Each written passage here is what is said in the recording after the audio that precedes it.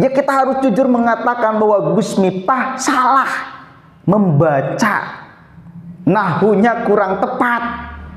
Ya mungkin pandangannya adalah jar majrur, padahal itu adalah naibul fa'il. Jadi Gus Miftah itu wasilah terhadap orang lain itu masuk Islam. Ini sangat mulia sekali, saudara. Jangan sampai kita lupakan itu. Oke, saya santri, Anda santri. Anda ngerti nahu, saya cukup lumayan ngerti nahu. Apa yang dibacakan oleh Gus Miftah memang salah. Yang harusnya dibaca ropa ini menjadi JR. Tapi ya saya apresiasi. Ya mungkin kemudian ini menjadi gerbang awal. Para santri lebih melihat mana orang yang layak untuk dijadikan panutan, mana yang tidak. Banyak sekali orang-orang yang berseliweran di media sosial yang mengakunya dia adalah ulama, dia adalah kiai, dia adalah ustadz. Padahal jangankan memaknainya, memaknai Al-Quran, memaknai hadis, membacanya pun belepotan. Jangankan membaca kitab-kitab kuning, bacaan Al-Quran pun ada yang juga belepotan. Jangankan bacaan Al-Quran yang tengahnya, awalnya pun alif batas ada yang keliru. Dia suka diundang ceramah sana sini, saudara. Dan itu fakta terjadi, ada di depan mata kita. Maka saya harapkan untuk para santri mulailah kemudian masuk di media sosial. Untuk mari kita sama-sama kemudian perjelas narasi tentang keislaman.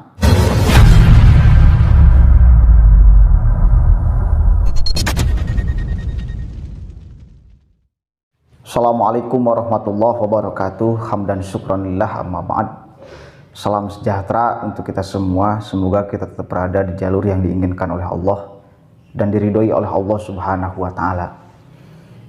Sahabat-sahabat sekalian, akhir-akhir ini, kemarin dan hari ini masih rame memperbincangkan tentang Gus Miftah, ceramah di dalam gereja, ya. Kemudian itu menuai kontroversi. Berbagai macam orang mengeluarkan pendapatnya tentang seseorang masuk di dalam gereja. Ada yang mengatakan boleh, ada yang mengatakan wajib, ada yang mengatakan haram, ada yang mengatakan makruh dan sebagainya. Itu ulama-ulama terdahulu tentang pandangan seseorang masuk dalam gereja. Dan hari ini ya mungkin ulama hari ini juga mengutip ulama yang dulu, Imam Maliki, Syafi'i, Hanafi, Hambali. Salah satu yang mungkin dikutipnya Ustadz Abdul Somad misal, dia mengatakan haram hukumnya seseorang masuk di dalam gereja untuk umat Islam, ya.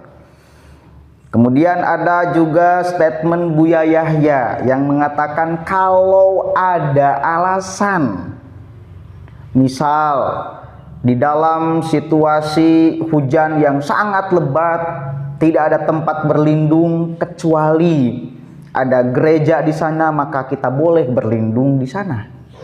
Dan yang lainnya, pokoknya banyak sekali. Kemudian Gus Miftah itu klarifikasi terhadap keriuhan orang-orang menanggapi Gus Miftah masuk ceramah di dalam gereja. Ya meskipun di sana bukan hanya Gus Miftah tetapi juga ada Anies Baswedan, tetapi netizen kita ya cerdas-cerdas. Hanya Gus Miftah lah yang menjadi sasaran fokusnya. Nggak tahu kemudian motifnya apa para netizen ini, mudah-mudahan murni akibat dari ingin sekali memperbaiki para pendai, para ustadz, para ulama, para cendekia yang ada di republik ini, mudah-mudahan. Dan memang kita harus lakukan pengkoreksian itu kepada orang-orang yang selalu tampil di media sosial. Oke, siapapun itu. Karena banyak sekali hari ini orang yang mengaku ustadz padahal minim pengetahuan agama. Selaku para santri saya selalu himbau di channel ini, coba Anda ngomong dong. Ngomong. Jangan sampai orang-orang yang tidak ngerti agama ngomong agama. Pada akhirnya akan apa? Ya akan dolun mudilun, sesat dan menyesatkan. Sudah jelas nisfu Sa'ban dalilnya ada orang yang membid'ahkan, ada orang yang tidak bolehkan bahkan mengharamkan. Sudah jelas-jelas Nabi Muhammad adalah panutan kita. Ada yang mengatakan Nabi Muhammad itu sesat. Gitu loh. Dari awal pernah dia wajada kau dolang fahada. Bari tidak tepat terhadap konteksnya. Banyak sekali orang-orang yang kemudian melabelkan dirinya sebagai ustadz, padahal harus banyak sekali belajar. Ada orang yang di Instagramnya menamai dirinya sebagai ustadz, kemudian membaca Quran, setiap uploadannya membaca Quran. Mending kalau bacanya benar, ini masalah. Gak bener, mana itu tajwid, mana itu apa, mana itu apa, mana itu apa. Ngacaprak.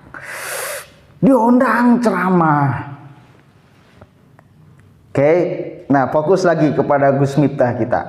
Kemudian beliau klarifikasi, ya, Gus Miftah klarifikasi terhadap ceramahnya di gereja.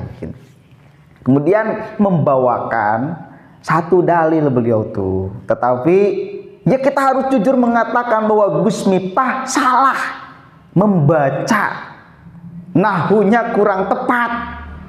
Ya mungkin pandangannya adalah jar majrur, padahal itu adalah naibul fa'il. Oke, mungkin kelelahan. Beliau mungkin kelelahan. Dia mengutip hadis, saya akan bacakan ya. Dukhulul muslimi al-kanisati wal bi'ati. Oke, hukum orang ketika masuk, atau hukum seorang muslim ketika masuk gereja, oke, ataupun bi'ah itu tempat ibadah orang Yahudi ya, kanisah itu tempat ibadah orang Kristen, bi'ah itu tempat ibadah orang Yahudi. Kemudian langsung masuk kepada hadis yang ke-12 nih ya, kalau nggak salah nih. Bismillahirrahmanirrahim. Yaro al-Hanafiyah.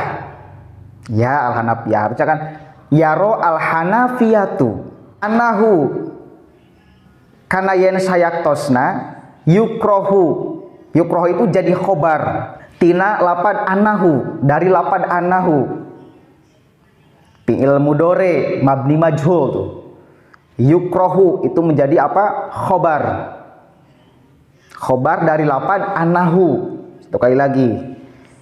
Lil muslimi yukrohu eta dimakruhkeun. Lil muslimi pikeun jalma anu Islam naon duhulul. Nah, harusnya duhulul. Kenapa? Karena ini menjadi naibul fa'il. Lah Gus Miftah membacanya duhulil. Disangkanya mungkin jar majrur tuh. Duhulil bi'ati. Jadi sangkanya jar majrur, mungkin kurang fokus beliau tuh. Harusnya duhulul membacanya. Kenapa duhulul? Karena itu adalah menjadi naibul fa'il dari yukrohu. Dan kenapa barisnya menjadi rofa? Karena ini isim mufrad, maka barisnya rofa. Gitu loh. Duhulul bi'ati. Jadi bacanya harusnya ya duhulul bi'ati, bukan duhulil bi'ati. Wal kanisati. Nah, kita kemudian akan kupas nih maknanya. Oke, di sana letak kesalahan. Kita akui bahwa Gus Miftah itu salah di dalam membaca kitab. Dia mungkin kurang fokus atau bahkan tidak tahu sama sekali yang harusnya dibaca apa, atau kemudian membacanya apa gitu loh. Nggak tahu. Tetapi bahwa itu adalah faktanya kesalahan, ya kita koreksi sama-sama. Tetapi yang menjadi poinnya adalah esensi dari apa yang diucapkan oleh Gus Miftah. Mari kita telisik nih ya. Hukum orang memasuki gereja. Oke, di dalam hadis ini itu ada sekurang-kurangnya madhab-madhab yang besar itu ada pendapat. Jadi Imam Abu Hanifah, Hanafiyun itu menganggap bahwa hukum masuk gereja itu makruh. Tempat ibadah orang Nasrani dan Yahudi itu makruh. Makruh tuh.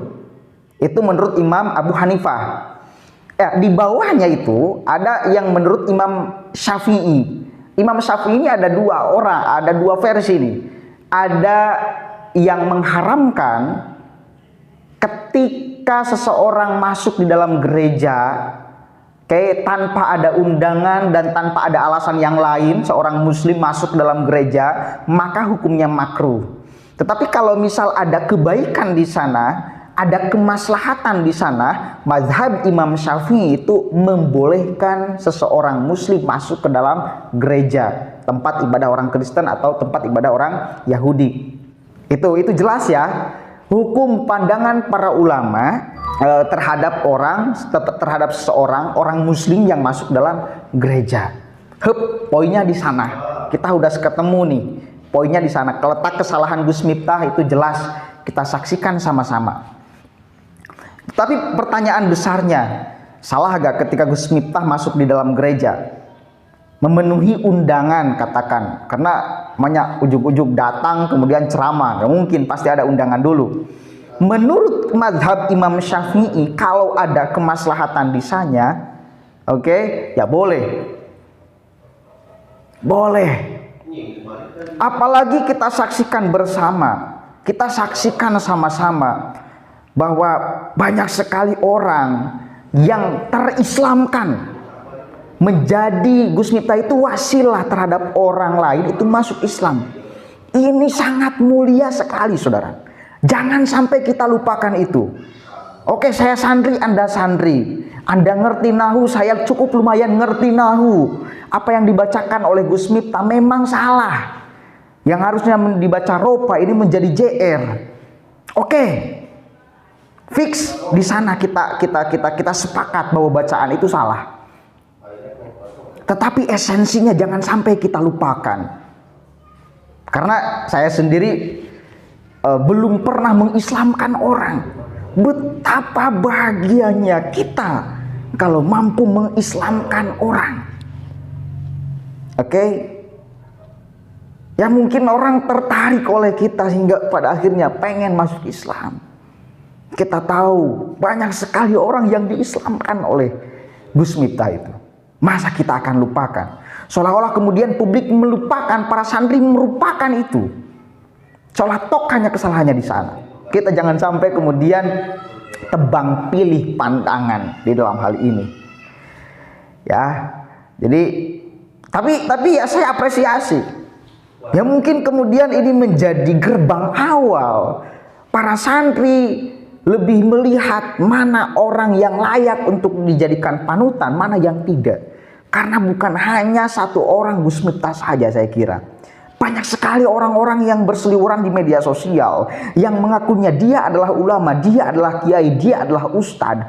Padahal jangankan memaknainya, memaknai Al-Quran, memaknai hadis, membacanya pun belepotan. Jangankan membaca kitab-kitab kuning, bacaan Al-Quran pun ada yang juga belepotan. Jangankan bacaan Al-Quran yang tengahnya, awalnya pun alif batas ada yang keliru. Dia suka diundang ceramah sana sini, saudara. Dan itu fakta terjadi, ada di depan mata kita. Maka saya harapkan untuk para santri mulailah kemudian masuk di media sosial. Untuk mari kita sama-sama kemudian perjelas narasi tentang keislaman. Mari kita perjelas. Jangan sampai masyarakat awam ini terbodohi oleh orang-orang yang dengan media sosial secara gampangnya menganggap bahwa dirinya ustadz. Salam hormat kepada para santri semuanya yang telah mengkritik Gus Miftah. Salam hormat dari saya.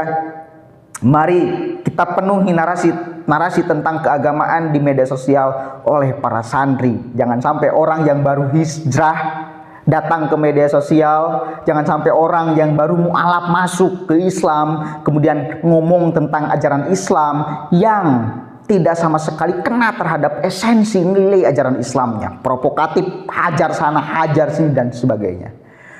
Wallahul muwaffiq ila aqwamit thoriq. Mudah-mudahan kita bisa bertemu para santri yang luar biasa. Mari kita satukan narasi kesantrian. Assalamualaikum warahmatullahi wabarakatuh.